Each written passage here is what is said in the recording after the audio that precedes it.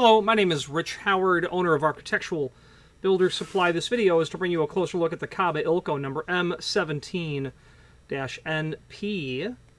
This is a master padlock key blank, is what it is. Package of 50 is how this is listed for sale.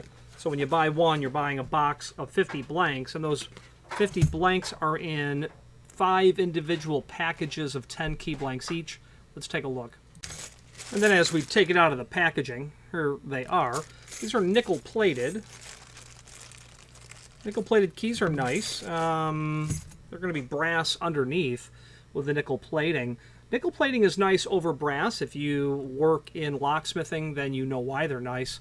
If you don't necessarily, nickel plating is nice because if you are attempting to originate a key via the impressioning method, when you file away that nickel plating, you'll see the brass underneath, and during the impression process, it leaves a more distinguishable mark on the key blank. But this video is just to show you this key blank. There are, I should say, images down below showing the profile as best we can. M17 is our key blank. That 1092C is our easy number from Kaba Ilco. Those images down below are really going to serve as a good way to look at the profile of the broaching in the cylinder, which of course is the symmetrical opposite of the key blank. So what I'm driving at is when you look at the milling profile, or I would think it should actually be called the broaching profile, assuming that the cylinder plug is broached. I would call what is done to the key blank the milling profile, although let's define. If you're looking at that milling profile, that's the view as if you're looking down into the cylinder itself. When you look at the tip of the key, you're looking at the opposite. The milling profile would be from the bow of the head down towards the cylinder itself. So be mindful. If you're looking at the tip of the key like we normally would, you're looking at the opposite of that. And while it's difficult, I think, in somewhat of your mind's eye to flip that information around, it does help us approach the potential identification from both sides. What does it look like down in the cylinder? Great. Does it jive when I turn that around in my head and look at the tip of the key? So to proceed with reviewing this, let's switch to the screen view where we can take a look at the supporting documentation for this, namely the Kaba Ilco key blank catalog. Okay, so this is the Kaba Ilco item that we're looking at. There's that milling profile. The link to the manufacturer's page is here. And that will allow us to pull up the key blank catalog. So let's fire that up. And be mindful our part number is M17. And when that document loads, we can do a find function on our keyboard for M17. And sure enough, sooner or later, we're going to find it. Domestic locks and key blanks for those locks are generally found in Section 2 of this catalog. Section 1, I believe, is automotive. And there's our M17. So they're showing us that profile of the cylinder plug laid on its side. So the purpose of this catalog is not necessarily will it serve to positively identify your key blank. It's only going to show you those blanks that Kaba Ilco manufactures. Okay. Now, while Master is going to have key blanks that potentially exist beyond what's listed here, and they may not actually. And here's what I mean by that. There's a handful of key blanks. If we go back to our site, to the manufacturer's page, and then look for Master Lock, in the technical manual for Master Lock, we're going to find our key blanks. And I know it's further down in the catalog, and I was just researching in this catalog not too long ago. And they list on a page, which is the 25th page of this document, different key blanks. Okay? So I'm definitely looking at this as first of all, attempting to identify it by the bow. You know, that's a visual indication of what we're dealing with. And then at that point, we're kind of looking at, well, what could it be at this point? And we're really just studying the broaching that they show So I'm really tempted to believe that we're possibly dealing with this K27. So let's do this. And one thing that you can do,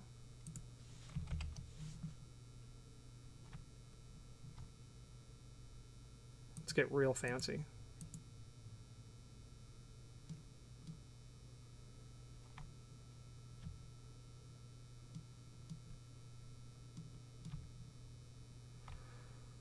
Okay.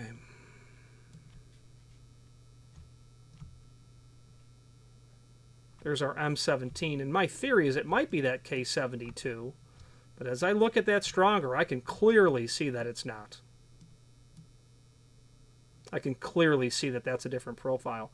So we go back to the drawing board on that.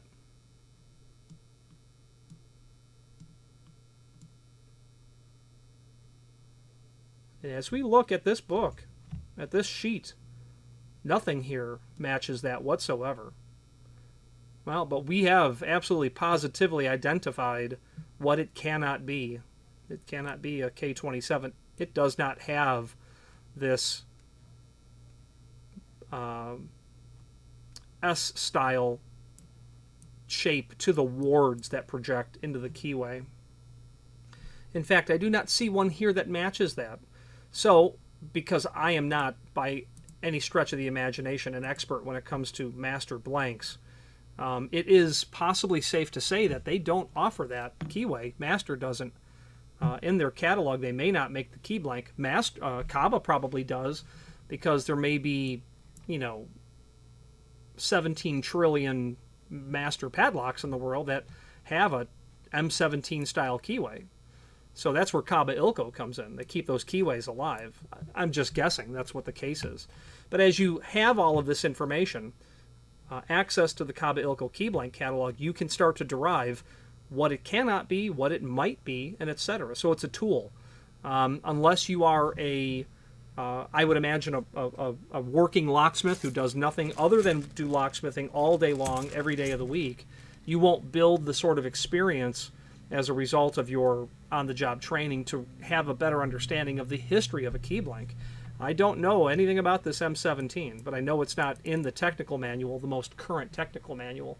That could be because they just don't have it in the technical manual. But at the end of the day, either being content that you have found the key blank or calling master and asking them what information they can provide about it may be the way to go with that. Okay, this key blank catalog is really handy because that M17 is matched 20 times in the catalog, and what you'll find is not only other references that don't match what you're working on, you will find some that it does. Kaba Ilco easy number to the Ilco number 1092, so we have a little cross-reference happening there. We can find it also.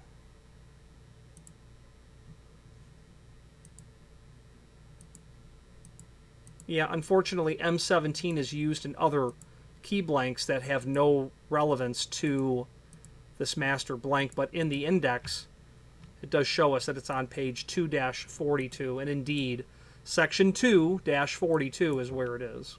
So very handy. Back on that manufacturer's page, for Kaba Ilco that is, you can pull up not only all of the Kaba Ilco products that we sell, but also a link to the manufacturer's website, as well as a link to that key blank catalog, which is very handy. Their brass cylinder manual is here as well, and other handy documents here can be reviewed and located. Information on their key machines, prior catalogs, and things of that nature. Let's wrap up this video on camera.